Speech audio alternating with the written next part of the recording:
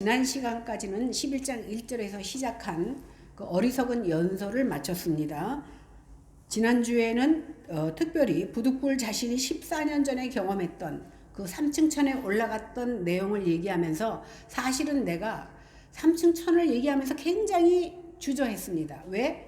혹시 이것으로 인하여 하나님이 드러나는 것이 아니라 자기가 드러날까봐 오히려 두려워하면서 얘기합니다. 그래서 14년 동안 그는 자기가 겪은 일을 아무에게도 말하지 않고 있다가 그 말을 딱 한 다음에 뭐라 그랬냐면 특별한 그 환상과 계시를 주면서 동시에 준 것이 뭐라 그랬죠? 육체의 가시를 주셨어. 그 육체의 가시가 사도 바울을 약하게 만들었지만 그 약함 때문에 오히려 하나님의 능력이 강하게 드러났다는 것, 이것이 바로 지난주의 핵심이었다라는 것을 말씀드렸습니다.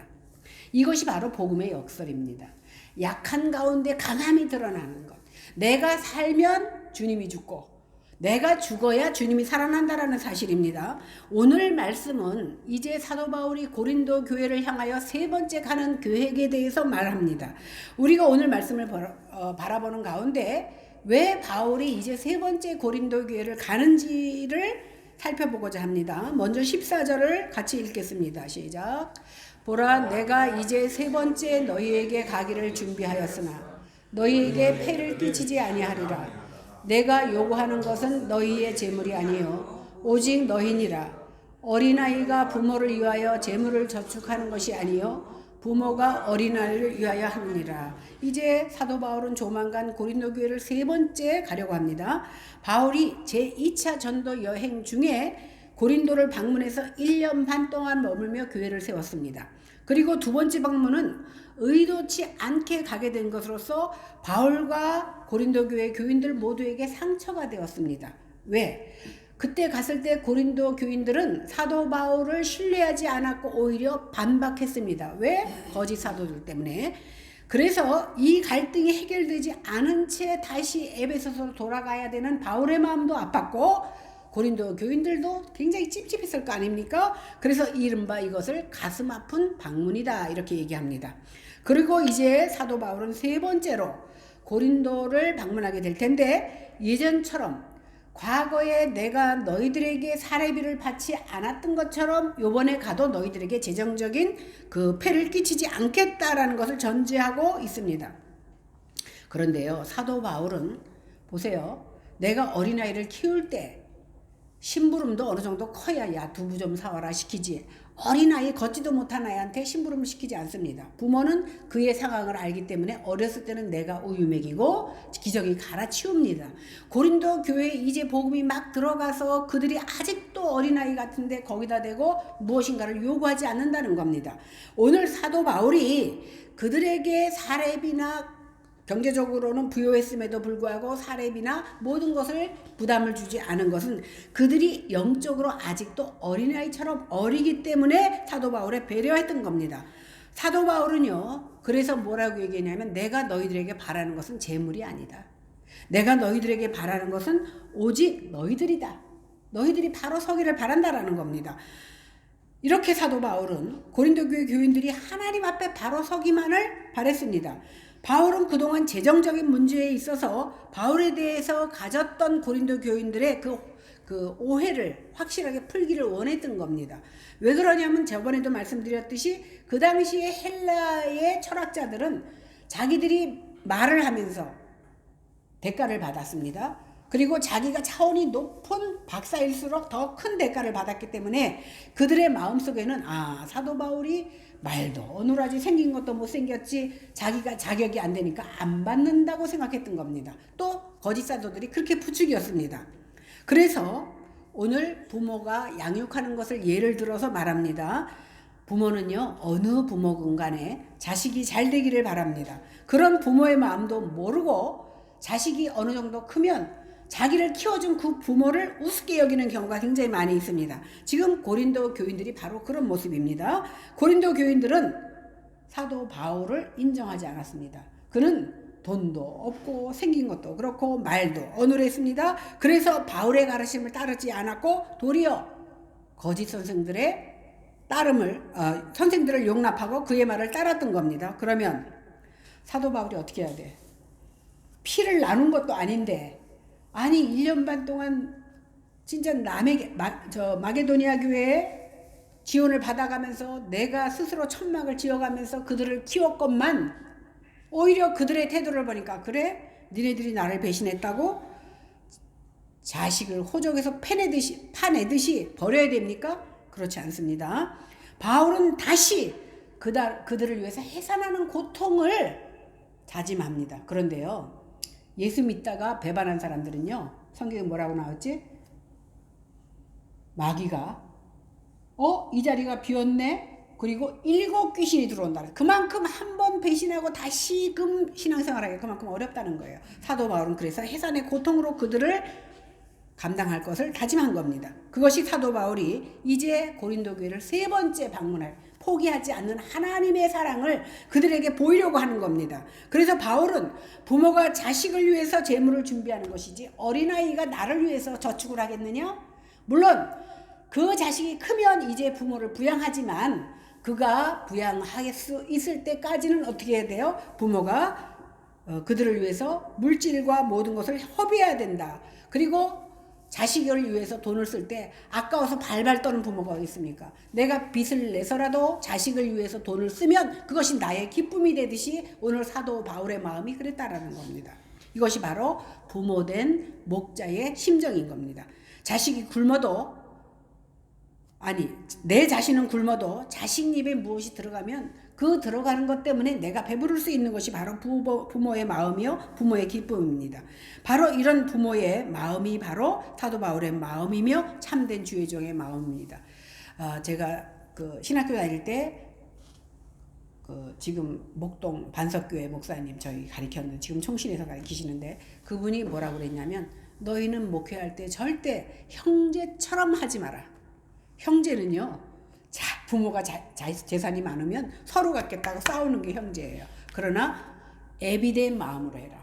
애비는 이 자식이나 오히려 없는 자식을 위하여 더 주려고 하고 애쓰는 것이 바로 부모거든요. 그래서 부모된 심정으로 목회를 하라고 했던 그 목사님의 말씀을 저는 잊지 않고 있습니다. 그렇게 하려고 했을 뿐이지 하지는 못하지만 그래서 바울은 부모와 자식의 비유로 자식이 부모를 위해서 준비하는 것이 아니라 부모가 자식을 위해서 준비한다고 말합니다.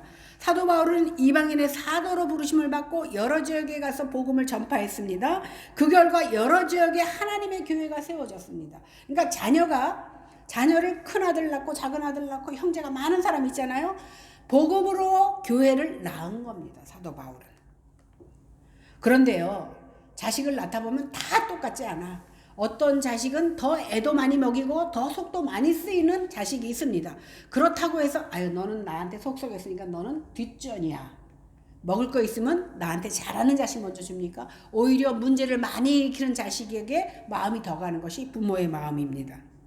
그래서 사도 바울은 각 교회에다 서신을 많이 보냈지만 가장 긴 서신을 보낸 데가 바로 고린도 후서입니다. 이 말은 뭐예요? 나한테 애를 많이 먹이고 나를 속썩이지만 그 속썩이는 자녀가 바로 되기 원해서 사도 바울은 고린도 후서를 통해서 그들에게 계속해서 그의 사랑을 전한 겁니다. 그런데요, 자식이 말을 안 들을 때 얼르기도 하고 야단도 쳐봅니다. 그러나 아무리 얼르고 야단 쳐도 자기 고집대로 하면 어떻게 됩니까? 결국은 마음은 아프지만 매를 들어서 그 자식을 때릴 수밖에 없습니다. 그래서 고린도후서 13장 1절에 보니까 이제 내가 3번째 너에게 갈 텐데 두세 증인의 입으로 말마다 확정하리라. 내가 이미 말하였거니와 지금 떠나 있으나 2번째 대면하였을 때와 같이 전에 죄 지은 자들과 그 남은 모든 사람에게 미리 말하노니 아직도 회개하지 않으면 내가 너희를 용서하지 않으리라. 내가 그만큼 말했고 그만큼 몇 가지 들었는데 2번째 만났을 때 나를 가슴에 아프게 하는 너희들이 아직도 회개하지 않는다면 내가 너희를 용서하지 않고 때리겠다는 거예요. 그 때린다는 것은 미워서 때리는 것이 아니라 그리스도의 사랑으로 때려서 너희가 바로 서기를 바란다라는 마음입니다. 이것이 바로 부모의 마음이에요. 내 자식이 아니면 너 뭐 가출하고 뭐 네 맘대로 살아? 간섭 못해요. 걱정은 해줄 수 있어도. 그러나 내 자식이면 그 자녀가 바로 되기를 위해서 매도 들고 야단도 치고 울기도 하고 기도도 하는 겁니다.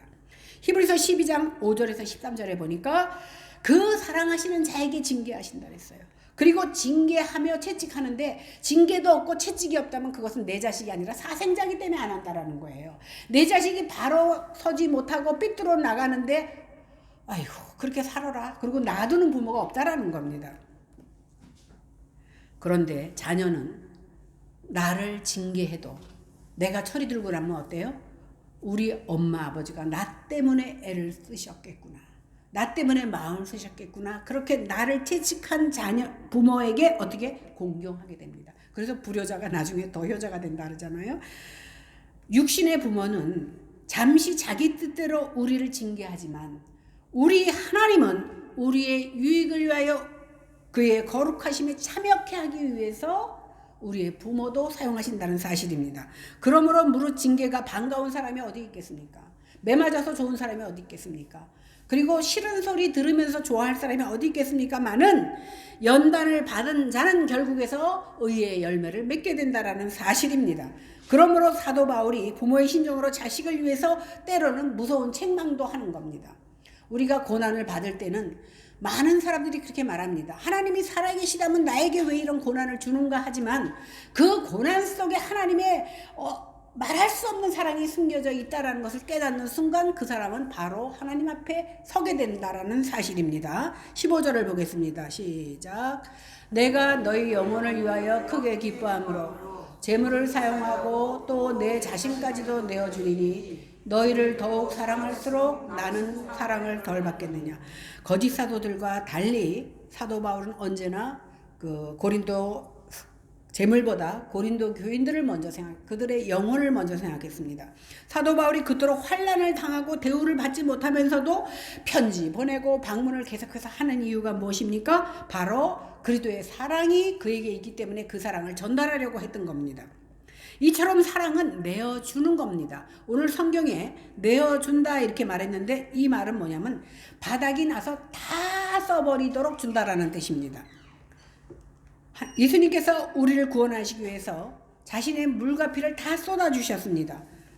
저는 이 말씀을 준비하면서 언젠가 보았던 가시고기가 생각났습니다. 그래서 제가 또 자료를 찾아봤어요. 내 기억이 혹시 잘못됐나 해서 이 가시고기는요. 그 암컷이 알을 낳으면 이 아버지가 그 지느러미를 가지고 막 흔들어서 자기 알을 다른 고기가 와서 잡아먹지 못하도록 보름 동안 밥도 안 먹고 잠도 안 자고 흔든다 합니다. 그러면서 죽어가는 거예요. 그러면 일주일인가 며칠 지나면 얘네들이 이제 분가를 해서 나갑니다. 하나 둘 나가는데 그것까지 나가지 못하게 보호하고 있다가 이제 죽어요. 그러면 그 자식들이 아버지한테 몰려들어. 애도하려고 몰려드는 게 아니라 그 아버지를 먹으려고. 그것을 양식삼. 그러니까 아버지는 나중에 가시만 남습니다. 그래서 가시고기인데 이 가시고기 중에 큰 가시고기가 가장 신적이라고 합니다. 이것을 통해서 정말 그 페리카나라는 뜻도 그거거든요. 페리카나. 그런 예수님의 사랑의 의미를 나타내고 있는데 하나님께서는 세상 우주 만물과 사람을 통해서 그리고 그 미물과 같은 물고기를 통해서 새를 통해서 예수 그리스도의 사랑을 보여주는 거예요. 시청각으로 보여주고 있는 겁니다. 이렇게 예수님께서는 십자가에서 남김없이 보혈을 흘려주신 것처럼 사도 바울도 예수님께 내가 그런 사랑을 받았으니까 나 역시 그 사랑을 너희들에게 남김없이 주고자 내어주고자 한다라는 것을 오늘 말하고 있습니다. 이처럼 바울의 사랑은 계산하는 사랑이 아닙니다. 계산하면 줄 수 없죠. 아까운데 어떻게 줘. 그래서 하나님 앞에 드려지는 것도 믿음과 비례합니다. 내 믿음이 클수록 하나님 앞에 많이 드려지고 싶고 늘 하나님만 생각하게 되는 것이 바로 우리의 믿음인 겁니다. 그래서 사도 바울은 그들의 영혼을 위해서 재물뿐만이 아니라 나 자신까지도 다 내어주고 싶다. 내어줬지만 아깝지 않고 오히려 기쁘다. 자식을 위해서 죽은 그 가시고기가 자기 자신이 아깝다면 밥도 안 먹고 잠도 안 자면서 자기를 내어주겠습니까? 그러나 그 많은 자식들을 살려내기 위해서 그는 아깝지 않게 기쁨으로 자신을 헌신했던 것입니다. 이것이 바로 아버지의 마음입니다. 사도 바울이 자녀들을 향한 간절한 마음이 이럴진데 내가 너희를 더욱 사랑할수록 내가 너희의 사랑이 점점 깊어지는 너희는 나를 점점 더 미워하겠느냐 이 말을 하고 있는 겁니다. 사도 바울은 자녀들을 너무도 사랑해서 그들의 영혼을 위해서 아무것도 요구하지 않았습니다. 너희들 나한테 아무것도 안 해줘도 돼. 너희들이 하나님 앞에 바로 설 수만 있다면 그것이 나의 기쁨이 된다라고 말했던 겁니다. 그러나 거짓 사도는 어떻게 했습니까? 오히려 말씀을 빙자하고 내가 사도된 것을 빙자해서 바울을 배척하게 만들었고 고린도 교인들을 압박하고 착취했습니다. 그런데도 그들은 사도 바울을 배척했고 도리어 그들을 착취하는 자들에게 순종했던 겁니다. 이것이 아이러니고 인간적인 비예요. 복음의 역설인 겁니다. 인간의 죄성은 다 이렇습니다. 잘 대해주고 잘 대해주면 그 은혜를 알아야 되는데 오히려 어떻게 돼? 아니 자기가 나보다 못하니까 나한테 저렇게 해주겠지라고 생각하면서 더 쉽게 생각하고 이용하려고 드는 것이 바로 인간입니다. 16절에서 18절을 보겠습니다. 시작. 하여간 어떤 이의 말이 내가 너희에게 짐을 지우지는 아니하였을지라도 교활한 자가 되어 너희를 속임수로 취하였다 하니 내가 너희에게 보낸 자 중에 누구로 너희의 이득을 취하더냐. 내가 디도를 권하고 함께한 형제를 보내었으니 디도가 너희의 이득을 취하더냐. 우리가 동일한 성령으로 행하여 동일한 보조로 하지 아니하더냐. 바울은 자신에 대한 소문, 귀가 있으니까 다 들을 거 아닙니까? 그거에 대해서 반박합니다. 바울이 이렇게 아무런 금전도 취하지 않고 정말 헌신하면서 그들을 섬겼는데 그거를 거짓 사도들도 알거든요. 사실은 알고 있어요. 그렇지만 그들은 말하기를 바울이 겉으로는 저렇게 청렴 결벽한 척 하지만 속으로는 재정 지원을 나중에 더 받으려는 큰 그림을 그리고 있는 거야 라고 생각했다라는 겁니다.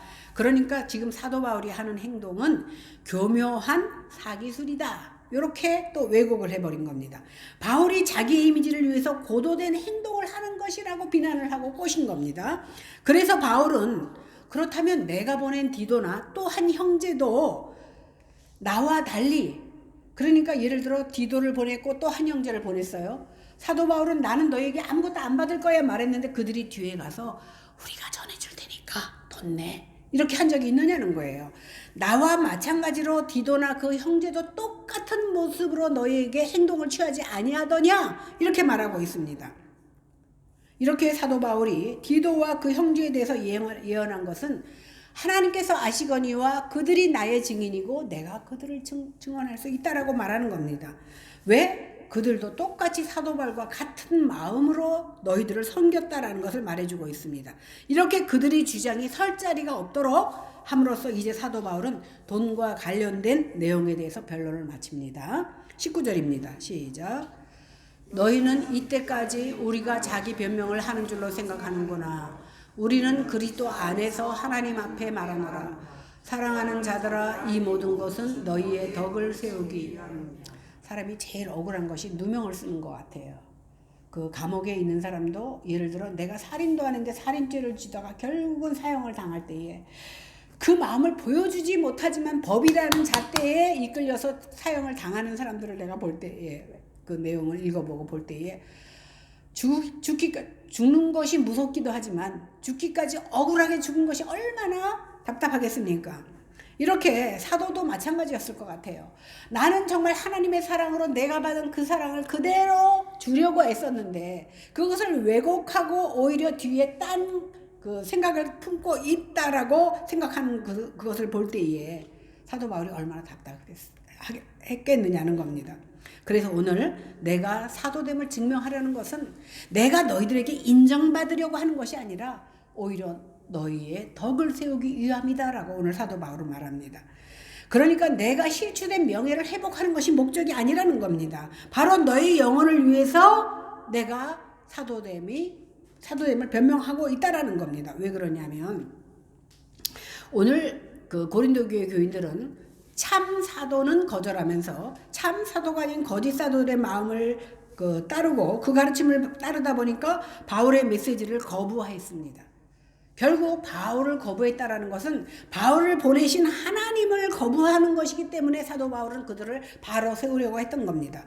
사도 바울이요 끊임없이 고린도 교인들에게 자신의 사도권을 변호하는 것은 고린도 교인들의 영혼을 위한 것이요 그들의 덕을 세우기 위해서 끝까지 변호하려고 했다라는 겁니다.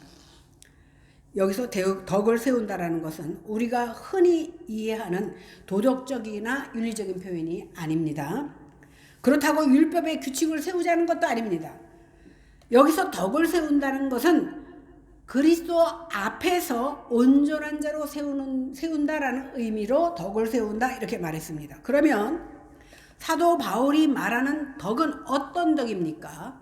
결국 주가 한 분이시여 계시도 하나여 믿음이 하나인 것처럼 사도 바울도 같은 덕을 세우자는 겁니다. 그러므로 사도 바울이 고린도 후서에서 길게 자신을 변호하는 것은 나를 알아달라는 것이 아니라 그들을 바로 세움으로 말미암아 그리스도의 덕을 세우기 위함인 것입니다.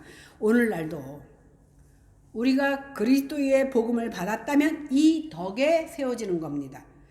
전에는 하나님의 백성이 아니었던 긍휼을 입지 못한 자였는데 이제는 예수 그리스도로 인하여 하나님 백성 되었고 긍휼을 입었고 왕같은 제사장이 된 겁니다.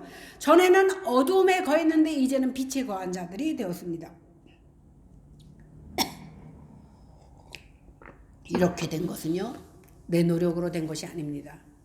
우리 주님께서 우리를 섬겨주신 결과로 이렇게 된 겁니다. 이렇게 섬김을 받은 자는 또한 내가 성경을 받았기 때문에 또 다른 형제를 섬기는 자세가 나옵니다.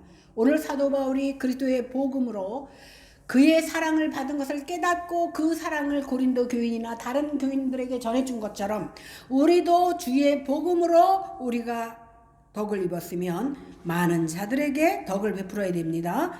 그 모습이 어떻게 나타납니까? 겸손한 모습으로, 헌신하는 모습으로, 희생하는 모습으로 나온다는 겁니다. 그런데 사도 바울의 이런 모습을 보고 많은 사람들은 오히려 네가 못났으니까 그렇게 하는 거지, 네가 못났으니까 그 사람들 앞에 굽신되는 거 아니냐 이렇게 봤다라는 겁니다. 20절을 보겠습니다. 시작. 내가 갈 때에 너희를 내가 원하는 것과 같이 보지 못하고 또 내가 너희에게 너희가 원하지 않는 것과 같이 보일까 두려워하며 또 다툼과 시기와 분냄과 당짓는 것과 비방과 수군거림과 거만함과 혼란이 있을까 두려워하며. 여기서 이 말은 뭐냐면요, 사도 바울이 고린도 교인들에게 갔을 때 그리스도 앞에서 바로 세워지기를 바라는데 그렇게 되지 않았을까 봐. 그동안 내가 이렇게 많은 충고도 하고 야단도 치고 사람도 보내고 했는데 그 모습으로 보여지지 않을까 봐 사도 바울은 걱정했습니다. 또 고린도 교인들이 자신을 향한 시선이 아직도 바뀌지 않고 있을까 봐 걱정했습니다. 어떻게 보면 인간적으로, 인간이기 때문에 당연히 할 수 있는 걱정입니다.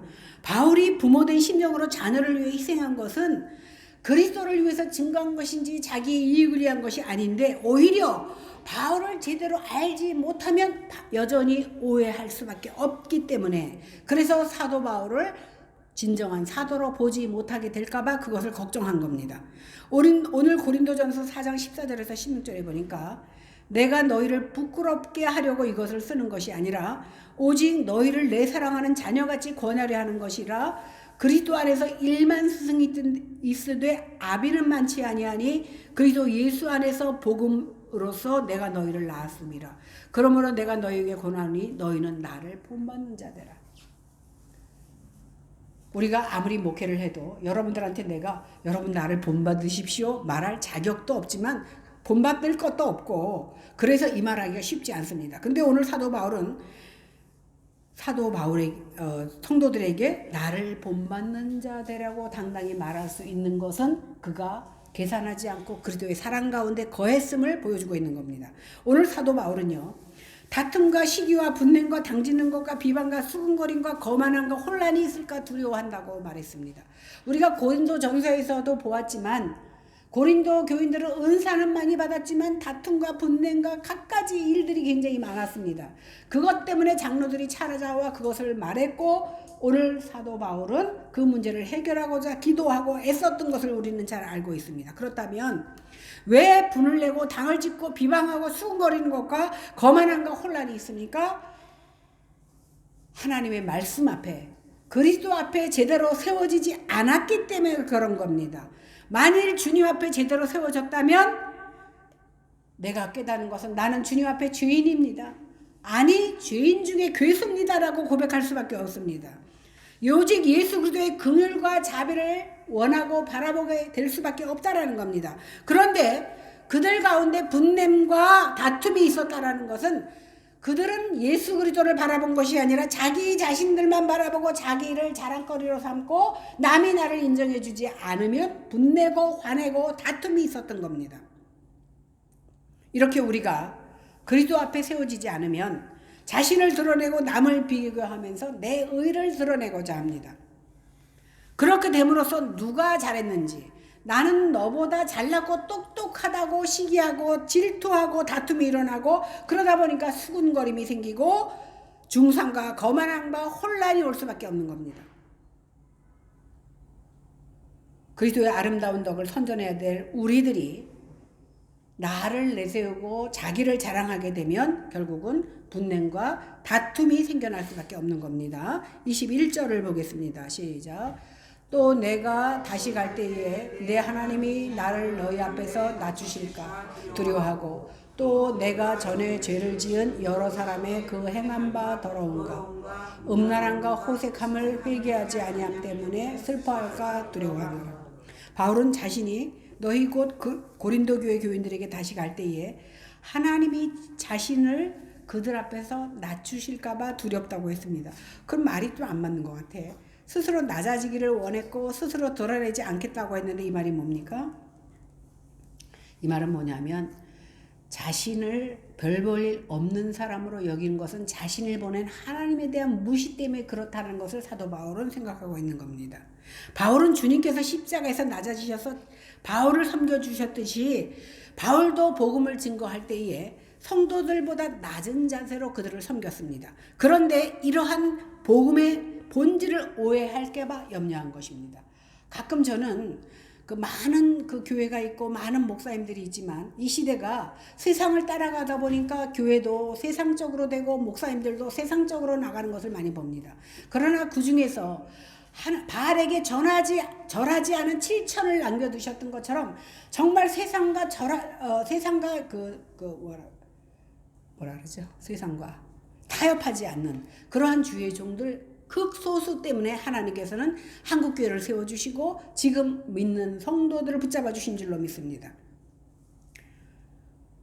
또 하나 바울의 염려는 이미 고린도 교회에 책망의 편지를 보내므로 그들이 회개하였다는 반가운 소식을 들었지만 아직도 전에 지은 죄가 뭐냐면 아버지의 아내를 하는 음행한 죄, 토색하는 죄, 이러한 죄들을 지은 자들이 아직도 회개하지 않을까 봐 걱정하고 있다라는 겁니다.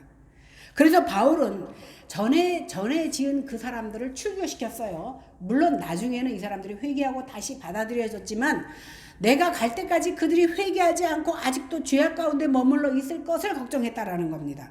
그래서 세 번째 방문했을 때 그들이 아직도 회개하지 않았다면 용서하지 않고 야단치고 심판하겠다라는 겁니다. 이것이 바로 그들이 갈 때까지 회개하기를 바라는 사도 바울의 마음이기도 하지만 아까 애비된 심정으로 그들에게 매를 때리겠다라고 말하는 것입니다. 이것이 바로 부모의 심정이며 그리스도의 덕을 세우는 그러한 모습입니다. 우리는요, 회개하고 돌아서면 또 죄죠. 이것이 바로 우리의 본성입니다. 그러나 죄가 문제가 아닙니다. 문제는 뭐냐면 죄를 회개하지 않는 것이 문제입니다. 우리의 삶에서 회개가 지속적으로 일어나지 않는다면 어떻게 우리가 거룩한 하나님과 동행함을 기대할 수 있겠느냐는 겁니다. 회개는 그리스도인의 삶에서 가장 지속적으로 매 순간순간 일어나야 되는 겁니다. 오늘 하루 종일 죄 졌어. 죄 짓고 돌아서서 내가 깨닫는 순간 우리는 다시 마음속으로 회개해야 돼. 몰아서 할게요. 일주일치 한 달치 하는 게 아니라 그 순간순간 하나님 앞에 죄를 졌을 때 하나님 내가 또 이렇게 어리석게 주님 앞에 죄 졌습니다. 하나님 용서하시고 이 죄를 다시 거듭지지 않도록 저를 지켜달라고 기도해야 된다는 겁니다. 그러니까 회개하지 않는 것은 나는 별로 죄 지은 게 없어, 죄가 없어서 회개하지 않는 것이 아니라 자기가 죄인임을 인식하지 못하기 때문에 회개를 하지 않는 겁니다. 그리스도인은 자기의 죄에서 민감하고 죄를 인식하는 사람이 그리스도요, 그게 복된 자인 겁니다. 참으로 거듭난 사람만이 자기 죄를 인식할 수 있습니다. 왜냐하면 하나님에 대한 감각을 가지고 있기 때문입니다. 우리 인간의 자연적인 본성으로는 절대 죄를 회개할 수가 없습니다. 그리고 하나님 보는 죄의 시각과 사람이 보는 죄의 시각이 다릅니다. 우리가 윤리적으로 생각하는 것을 우리는 죄라고 생각하지만 하나님이 보시기에 죄는 하나님의 뜻에 거스리는 것이 바로 하나님 앞에 죄를 짓는 것입니다. 그래서 세상적인 모든 죄는, 윤리적인 죄는 살인을 아무리 많이 했다 할지라도, 내 삶이 하나님 앞에 부끄러운 모습으로 삶을 드렸다 할지라도 우리 하나님께서는 다 용서하십니다. 그러나 용서되지 않는 그 한 가지, 성령을 회방한 죄. 다시 말해서 하나님을 하나님으로 받아들이지 않고 믿는 죄는 용서함 받지 못해. 그래서 지옥 가는 겁니다. 그러니까 회개는 그리스도인됨의 특징입니다. 우리 모두가 고린도 교회에 주시는 이 말씀을 오늘날 우리에게도 똑같이 허락하셨다는 말씀으로 기억하고 받아들일 수 있기를 바랍니다. 이 시간 성령 하나님께서 우리에게 고린도 교인들에게 허락하신 그 말씀, 사도 바울에게 허락하신 그 은혜, 우리에게 똑같이 주셔서 그리스도의 덕으로 세워지기를 바랍니다. 그래서 우리가 그리스도 앞에 세워지게 하여 주시고, 우리가 그리스도 앞에 온전히 세워졌을 때 나를 자랑하는 것이 아니라 나의 약함을 자랑하고 주님께서 거저주시는 그 은혜만을 자랑하며 살아가기를 바랍니다. 그럴 때 우리 안에 시기와 다툼과 분쟁이 사라질 것입니다. 이런 은혜가 우리 교회 가운데 있게 하여 주셔서 우리 교회를 통하여 그리스도의 아름다운 덕이 증거되는 역사가 일어나시기를 주님의 이름으로 간절히 축원합니다. 기도하겠습니다. 하나님 감사합니다. 사도 바울이 사역하며 고린도 교회를 향하여 외쳤던 그 주님의 사랑이 오늘 우리에게도 전달되게 하여 주심을 진심으로 감사합니다.